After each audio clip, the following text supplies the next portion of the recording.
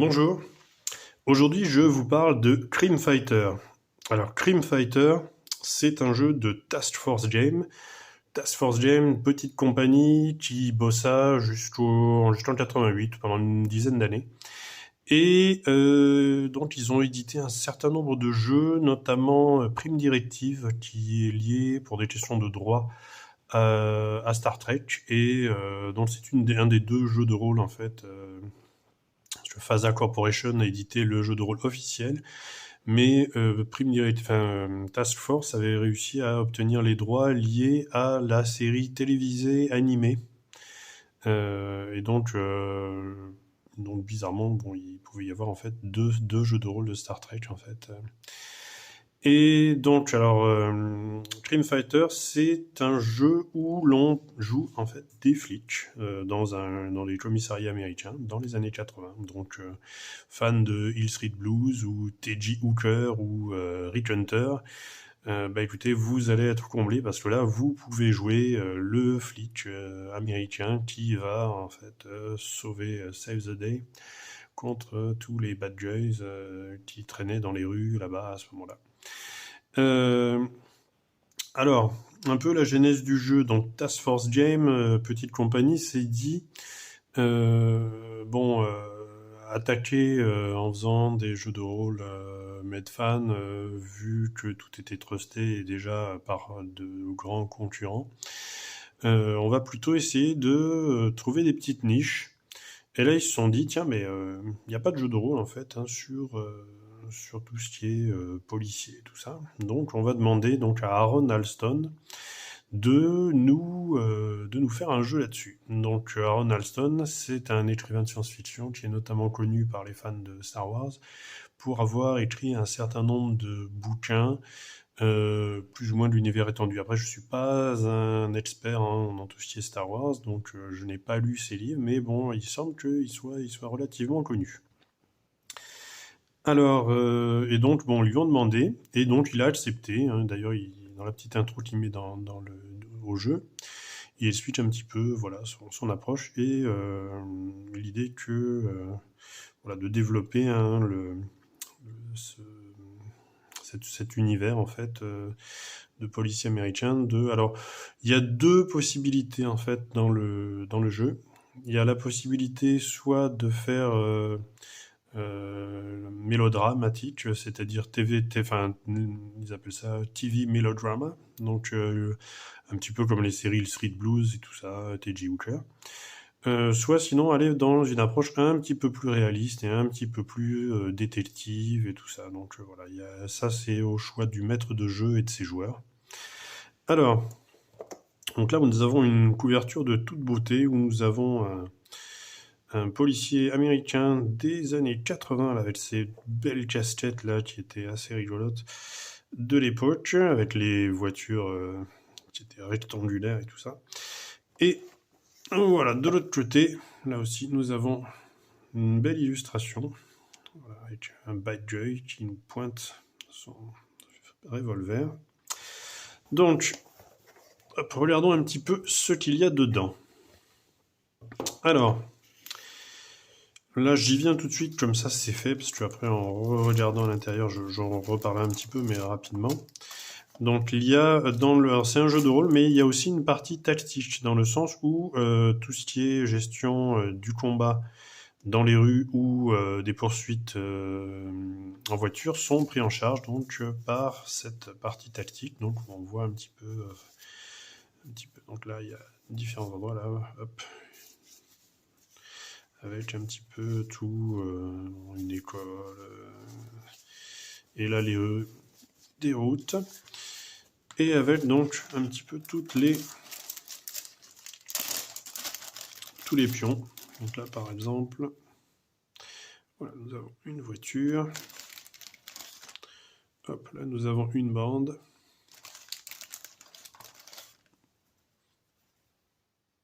Et là, quelques policiers. Voilà.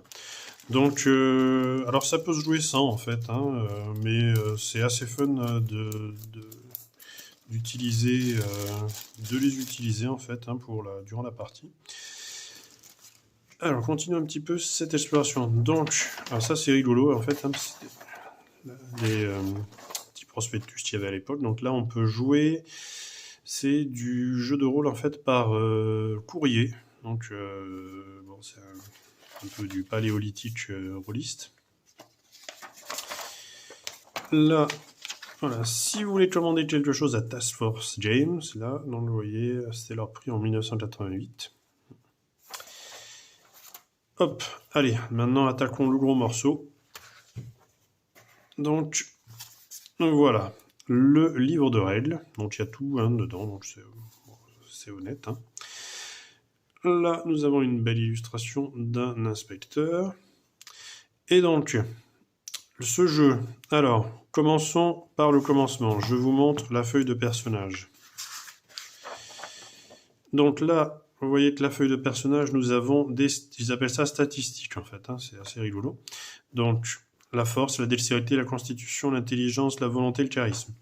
À savoir que le jeu se joue avec des D6, et donc en moyenne 2 ou 3. Et enfin, ça peut être 2, 3, 4. Et en fait, plus les tests se font en fait, si vous faites au-dessus de 11, 11 et plus, vous réussissez. Et 10 et moins, vous ratez.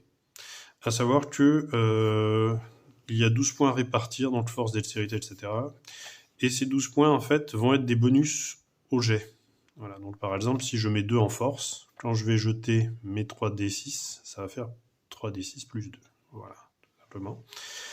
Après, il y a donc les compétences. Donc, il y a une liste de compétences qui sont toutes liées au métier de policier, avec quelques compétences en plus.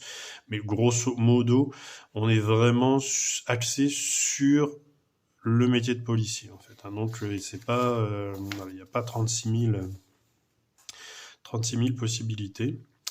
Alors, donc, comme je vous dis, la partie donc création de personnages, donc vous voyez, là on répartit les points. 1 en force, 1 en dex, 0 en constitution, plus 4 en intelligence, 2 en volonté, 4 en charisme. Donc là, on va plutôt vers un inspecteur que vers un policier de terrain. Et voilà, donc continuons. Là, vous avez donc les compétences. Donc voilà, chimie, analyse d'indices, grimper, etc. Bon, à noter qu'à l'époque, ils n'avaient pas mis computer, en fait. Hein, ça peut être utile quand même. Et donc, la description des compétences. Voilà. Après, donc, les niveaux de difficulté. Donc, si par exemple, vous utilisez une compétence enfin, vous bossez en fait pendant plus d'1 heure, vous avez un plus 1, etc. Là, les malus, s'il y a des problèmes, etc. Alors, donc, après, on passe à la partie, tout ce qui va être tactique, en fait, au niveau de la résolution des gunfights et des poursuites en voiture. Donc là, on est dans, c'est du je vais pas dire du wargame, mais on est plutôt là dans du tactic game, en fait. Et écoutez, c'est pas mal, hein, c'est intéressant à utiliser pour le côté un petit peu, j'allais pas dire réaliste, mais disons c'est très fun à utiliser en fait. Hein. J'ai utilisé ça et voilà, on peut faire avancer les voitures. Il y a un petit peu tout perte de contrôle de voiture. Il y a les différentes manœuvres qu'on peut faire avec sa voiture, etc., etc. Il y a les poursuites. Voilà. Alors là aussi une illustration sympa. Alors, après, donc la partie combat. Donc là, on va avoir aussi l'explication tactique. Alors, il y a une assez forte létalité, hein, et donc le jeu volontairement booste un peu les personnages, parce que sinon, la létalité serait un peu forte. Bon, la létalité est un peu normale, hein, parce que si on se prend une bastos dans la tête, voilà, c'est pas du tout comme si on se prend juste un petit coup d'épée dans le bras. Enfin, dans un Medfan. Là, par contre, voilà. Après, il y a 2 possibilités. Selon que vous jouez à la télémélodrama ou la version plus réaliste, détective, les personnages peuvent être plus ou moins boostés. Alors, donc les dommages. Après, donc, voilà, donc toute la partie, donc on termine la partie combat. Et alors ça, c'est intéressant, on arrive à la partie, en fait, terminologie de la police. Donc,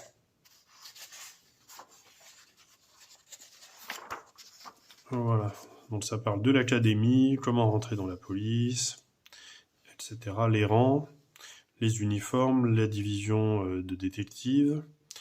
Ce qui est amusant, c'est qu'on a un petit peu... là, on a, quand il s'appelle à la CB, en fait, les codes. Donc, par exemple, si le personnage dit, voilà, on a besoin d'un 10-52, donc on a besoin d'une ambulance. Aussi assez rigolo. Le police slang, donc l'argot de la police américaine de cette époque. Donc, par exemple, ce qui m'a trouvé assez rigolo, c'est qu'ils appellent ghouls.